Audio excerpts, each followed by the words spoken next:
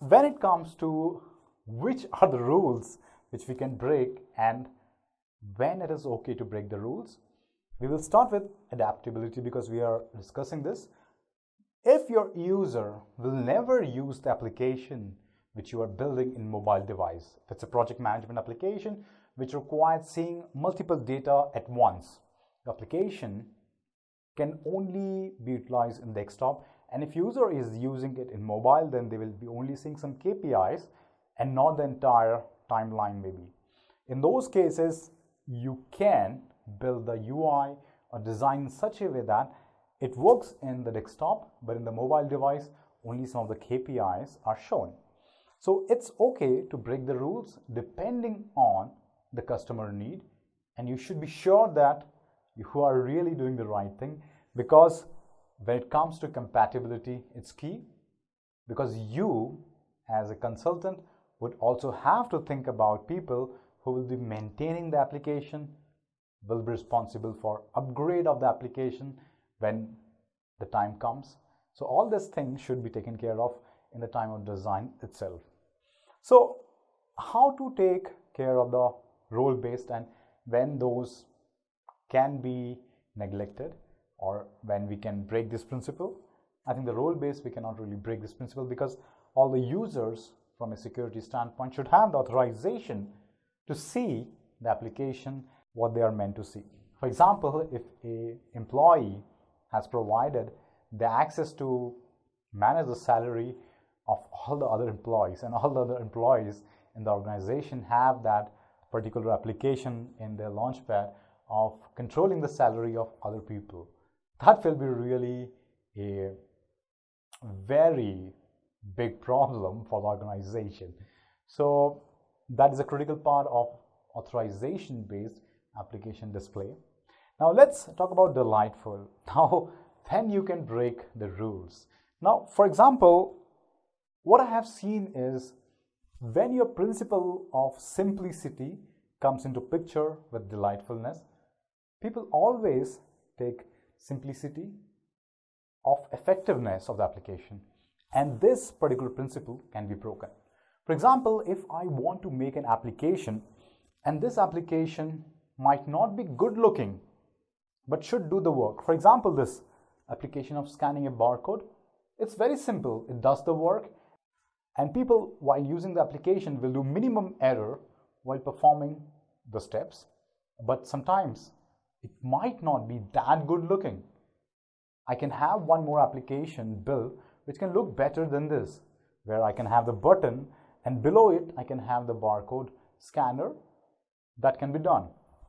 For example, from a UI level, if I have this as mobile, I can have a scan button, and whenever I press the scan button, then here the video camera feed starts to come in and you can basically scan the barcode. But imagine what if you have a pretty large barcode, then user have to really go far or zoom out and zoom in, pinch through the screen and try to cover the entire barcode.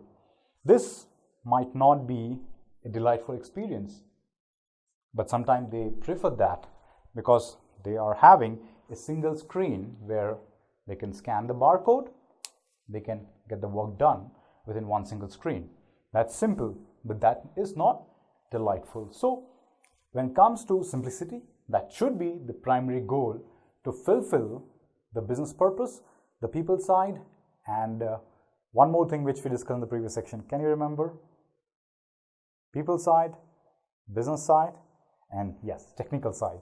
So these three things should be met, and if the application should be effective and simplicity should be maintained, then we can really break the rule of delightfulness.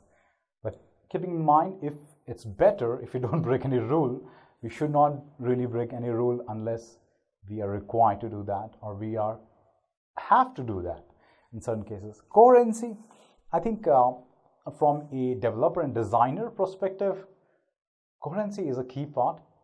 Unless your application requires some attention, some immediate attention which is different from other application, and it is what your customer tells that this should be different from how the other designs are there, then you should really take coherency principle into stake and break the rules. So one example I will give you. So imagine we have a list here, and this is basically a master detail layout. For example, this is the detail where, because of the small screen, I'm not making it big, but it will be a little bigger. And this is the list in the master. And what we have done in the learning path.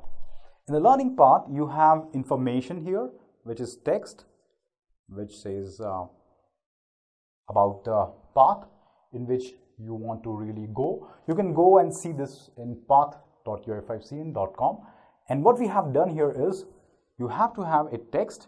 And if I am mentioning anything about this list item, any information, then I should really do it as the UI5 principle tells me, that you have to have information in top right, top left, or here below in the left hand side, or there's the 3 places where I can mention. And there are specific 3-4 colors I can use to show some numbers or text. But we have broken the rule there. We have added one small tags. We have added tags in every list item, and this is custom development.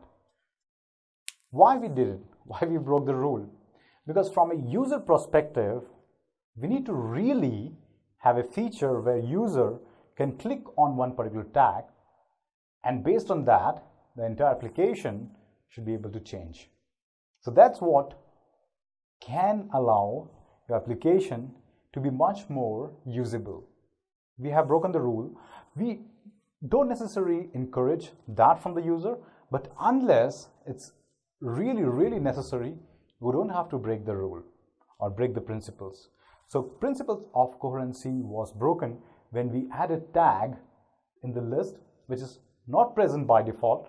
We have to really hack the library a little bit, combine the library a little bit with the HTML and CSS capabilities, and provide the tag and have the feature added.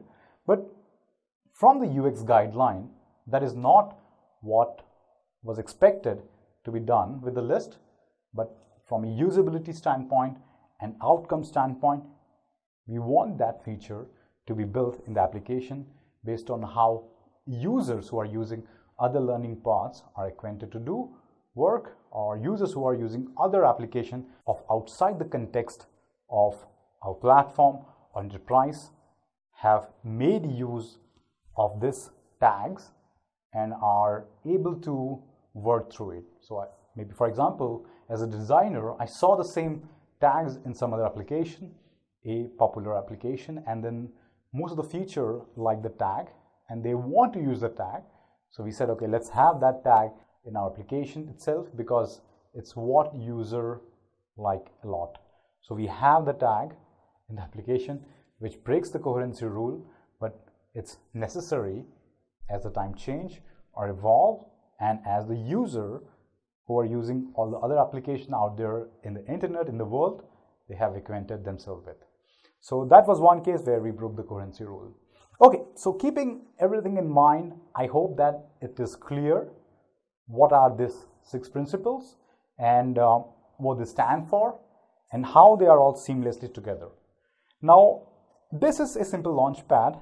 What I want to really show within this diagram is that now you have a launchpad which is having activity-based tiles. Now, this activity-based tiles can have different functional types of application present or given to you in form of tiles. And previously, as I have already mentioned, this was similar to having your T codes. You apply T code, you are completely in a different screen and completely different context. So similar to your T codes, all the tiles are presented, and multiple tiles can represent different functional domain. Some of the application here are of finance, some of the application here are of HR, some of the application here are procurement, and some of the application are from CRM side. So that's how it's built based on your roles. You will be seeing all the application given to you. So let's go in the next section and pick a case study and understand how would you really design a UI for the users so that it matches with the design principle and it is also what user will be happy to pay you money for.